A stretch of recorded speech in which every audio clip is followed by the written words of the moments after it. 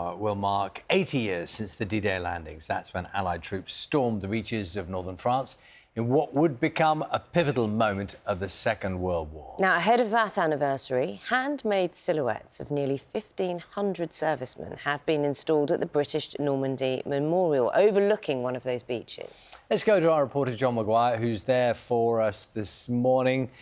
Very good morning to you, John. And as many people will know from being there, that is a very dramatic location at the best of times and such an important place. And now, this installation, these statues have arrived.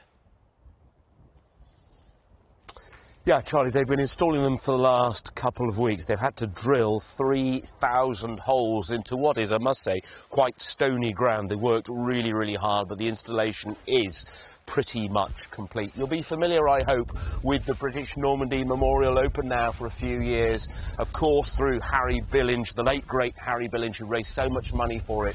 You'll remember him coming here a few years ago. It's an extraordinary place, as you say, Charlie, when you walk among the pillars, when you look up to the walls and see the names of those who paid the ultimate sacrifice in the battle for Normandy. Looks over onto Gold Beach, one of the British beaches, that huge stretch of Normandy coastline there. And now, looking down onto the beach, looking at each other are soldiers, sailors, airmen, 1,500 of them, representing the number who died on the first day, who died on D-Day. They make an extraordinary sight, a striking sight. Just over the last couple of days, while they've been installing them, visitors here have been telling us how moved they've been. It's been a labour of love for the man who created them. It's been a long time in the making as well, but they're here. They make an incredible sight, as I say, and this has been the reaction so far. Standing fast and standing tall, the giants are now on guard above Gold Beach. 80 years ago, the men they represent stormed these sands and began the Allied invasion to wrest northern France from Nazi occupation. The Standing with Giants installation at the British Normandy Memorial has been created by Dan Barton. His vision is now manifest. Why has it meant so much to you? I mean, because it has been a labour of love, you know, you put so much at stake. Why? Really because of the reaction of people. You know, I put the first installation on above the hill on the M40 and people came and so many of them cried in my arms, and that, I can't even begin to tell you what that experience feels like. It's such a powerful thing, a life-changing thing. I really sort of realised at that point that I'd accidentally stumbled into something incredibly special. And I'm so grateful to the British Normandy Memorial because it was a real leap of faith. You know, what if I'd let them down? You know, what if I didn't come up with what I said I was going to come up with? I didn't let them down. I'd never let anyone down. But, you know, that was a leap of faith, and I'm so grateful to them. I really am. Well done, mate. Nice one. Mervyn Kirsch landed on Gold Beach 4 days after D-Day. He was just 19 years old, and it was the first time he'd left the UK. He has, though, been a frequent visitor to Normandy in recent years and feels compelled to return as long as he's able. Today, he's seeing the giants in situ for the first time. They represent giants. It's a different generation. I don't think people think the same as we did then. Perhaps out of desperation, those days. It was important. We recovered from the attacks of the Germans, and now we were taking the war to them. Mm. And I think that, well, for me anyway, it was very important. Mm. And they represent that.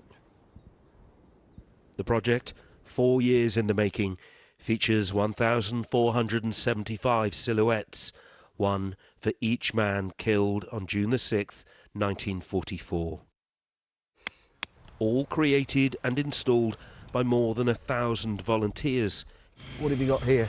So this forest is full of the French silhouettes, including Natalie Taylor, an apprentice with BAE Systems, who says it's a privilege to help out. I think it should be important to everyone. Obviously, like, you don't want stuff like this to happen ever again. Yeah, it's really important to just remember what they've done for us, because we wouldn't be in the position that we're in today if they didn't fight for us. So I think it's really important to be aware of that. On the walls and pillars of the memorial here at Versailles are the names of the 22,442 people under British command who died during the Battle for Normandy. They include 2 women, both nurses, Dorothy Field, known as Anita, and Molly Evershed. They died when their hospital ship was hit, but not before making sure 75 injured men were taken off the ship safely. Their selfless heroism now commemorated in steel. The memorial honours not just the military and the merchant navy, but also the French civilians who died. The figures include men, women and children from the occupied population. It's great. It's amazing. It's such a great idea, yeah, and it's beautiful. Mathilde Legopil is a tour guide from the nearby town of Aramanche. She says many civilians in occupied France played a part in the success of the Allied invasion, even in small yet significant ways. One boy was 15, I think, went to take some samples of the sand.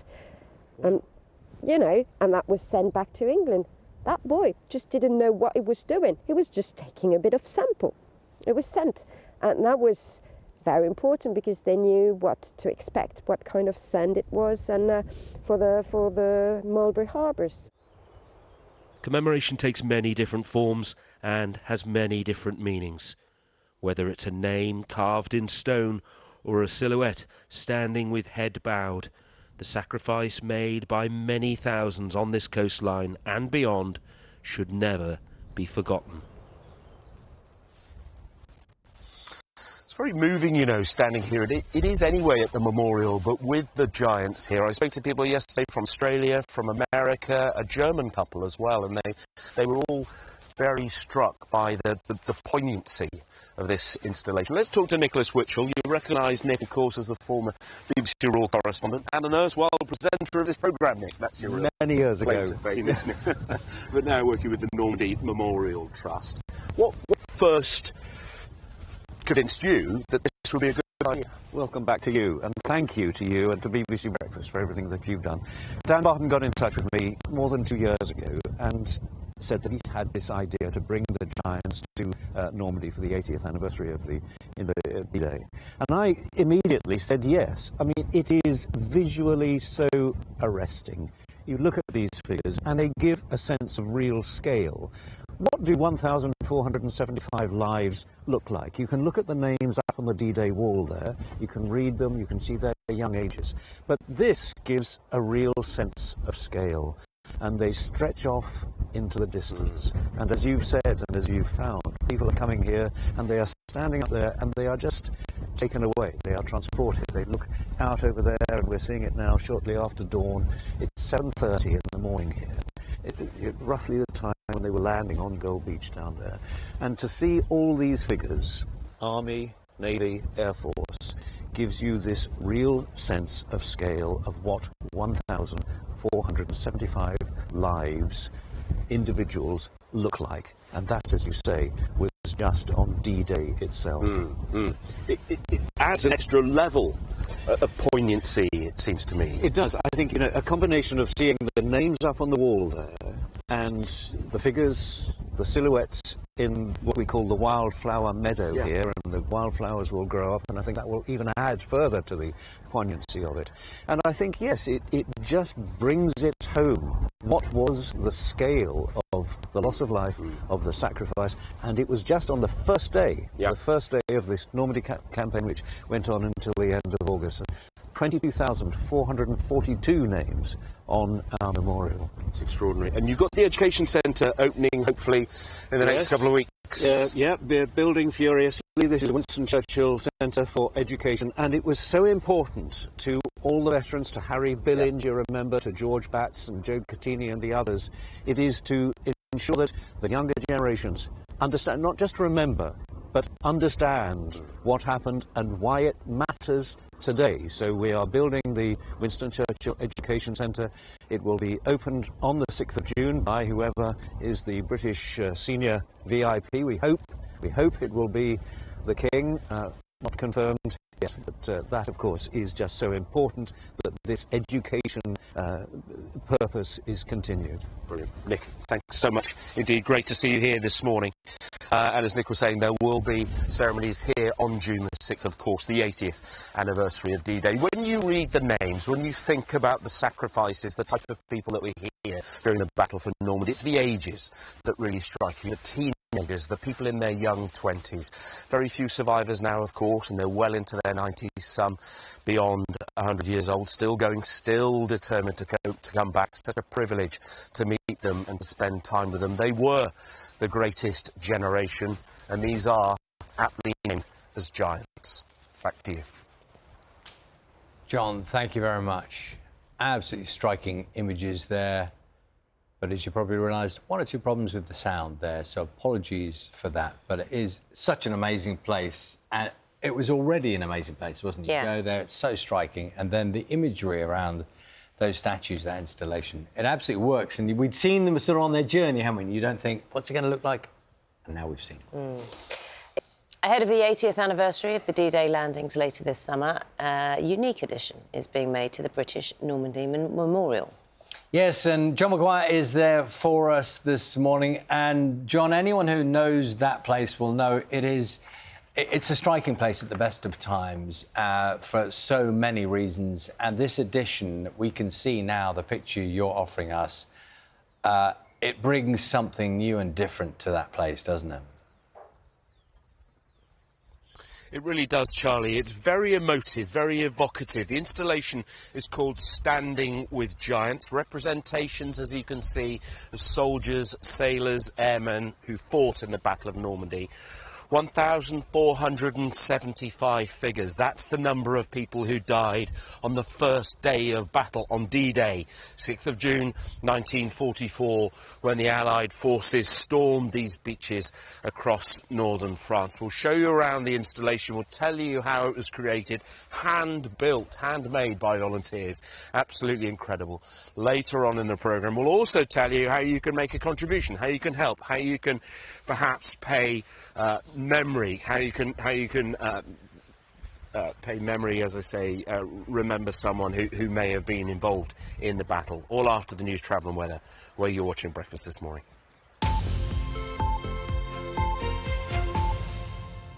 This summer will mark 80 years since the D-Day landings, and that is when Allied troops stormed the beaches of northern France in what would become a pivotal moment for the Second World War. And ahead of that anniversary, handmade silhouettes of nearly 1,500 servicemen have been installed at the British Normandy Memorial overlooking one of those beaches. Our reporter, John Maguire, is there this morning. Well, this is the British Normandy Memorial here at Versailles, overlooking Gold Beach. On the walls, on the pillars, the names of more than 22,000 people under British command who died during the Battle for Normandy. And the Standing with Giants installation, there are 1,475 people. Those are the numbers of soldiers, sailors, airmen killed on the first day, on D-Day, 6th of June 1944. It's absolutely stunning to see it. Standing here, looking out across the beach, the reaction already has been very moving, actually, from people from all over the world. I was speaking to Americans, to Australians, even Germans yesterday, who said how moved they were by the installation. It's a family affair. Dan and Jeanette are with us. It's finally here. Yeah, well, I think that sums it up, doesn't it? To see it in situ, Dan, what does it mean? Oh, it's just fantastic. It really is. It's been a long, hard task to create these figures, and it's been wonderful just how many people we've managed to get to come together, bring together. I mean, that's what Jeanette's been doing with the admin side of things and getting everyone together. It's just been fantastic to see youngsters coming along and just suddenly clicking, what they're doing this for. And it's just something that we just must never forget, the reason we have our freedom. It's a heavy price was paid for it. Absolutely. And Jeanette, logistically, it's mind-blowing, really. As I say, 3,000 holes, more than 1,500 silhouettes, the length of the guy ropes, the getting them here on the trucks. How have you done it all? Absolutely. I mean, it's been incredible. I mean, the people that have come on board, our volunteers. For the last 2 weeks, we've had a team of 30 sort of volunteers coming, and we've had all the volunteers from Standing with Giants come out here. We've lived together, we've eaten together, we've cried together. It's been an emotional journey, and they're all here supporting us. And I'm just so grateful to all of them for everything we've done. I mean, we came here last night as the sun was setting, and it was so moving to see them all in position and everybody's hard work. And one of our volunteers said it's like a meadow of remembered souls, really, and that's how we all kind of feel that. And every time we had a day where we were struggling or we were tired, we'd just look out to the beach and just think, this is nothing in comparison to what those guys have done for our freedom. So yeah, that's it's been incredible. Yeah, it's always worth remembering, isn't it? And that's very well said indeed. The commitment you've made, not just the physical, emotional commitment and time as well. You remortgaged your house. Yes, yeah. We built a workshop in Oxfordshire so that we could invite 80 groups through the workshop for a 2-hour workshop to literally understand what we were doing, and they were getting involved painting and assembling. Dan and the team have been making components for the last 4 years. And over the last 3 months, we've invited those groups through. So we've had guides, we've had scouts, we've had choirs, we've had military grave cleaners. It's been incredible. We've met some incredible people, and everybody is just backing us and supporting us. And the messages that we've received over this last fortnight has been absolutely incredible. You've done an incredible job. It really is Thank extraordinary. you, John. And one of the ways that I know you'll be raising money for the memorial and for Standing with Giants, as well as with these plaques. Let's just have a look at this one. Obviously in memory of Harry Billinge, a great friend of all of ours, the late great Harry Billinge. This plaque says, to live in hearts we leave behind is not to die. Your memory will live on forever, Harry. With love, the Billinge family, friends of BBC Breakfast. People can purchase these, they can dedicate them to family members, whatever. So, yeah, that's right. We need funding. None of the main funding bodies accepted our grant applications, unfortunately, but we are asking people to support the project financially, and we're asking people to sponsor one of these plaques. We've got 1,500 to sponsor. I pray that we'll sponsor all of them, and it really is to help keep the giants on the move beyond this. So we are going to be displaying in the UK when we come home at the National Trust Stowe Gardens in Buckinghamshire. So they'll be displaying towards the end of the year there. And then beyond that, we're really keen to keep all this on the move. We're already designing for several installations back in the UK for D-Day as well. And also we're already looking into VE Day in the future. So we're very much so hoping that Standing with Giants, this mobile installation, can come and visit, an area near you at some point, but we need help funding that. Absolutely. All right, both. Go on, sorry. I was just going to say, if people would like to sponsor one of these, they just need to go onto the British Normandy Memorial website. That's the place to find them. That's the place to find them, and there's information on our website as well. But if they go directly there, they'll be able to give all the information, they'll be able to make the donation, and basically the money is split, the donation is split, between the British Normandy Memorial and Standing with Giants after the cost of the plaque has been taken away. So, all right. Yeah. Both, many, many congratulations. It's a wonderful, wonderful site. Thank you very much indeed. One of the interesting things about the silhouettes is that they change as the light changes. We've been here at dawn, we've been here at dusk. It's really rather extraordinary. It's that physical representation of what that number means, of what that almost 1,500 people means. They were the greatest generation. These are the giants. Very well said, John. Thanks very much. We will hand you over to Morning Live shortly with Gethin and Sarah, but it's always worth, isn't it, when you're in Versailles and you look over Gold Beach and you take in the atmosphere there, you cannot but help take a moment and remember those who fell for our freedoms. And those images now, those statues, just make it all the more special. We'll leave you with those images this morning whilst we remember. Morning Live's next.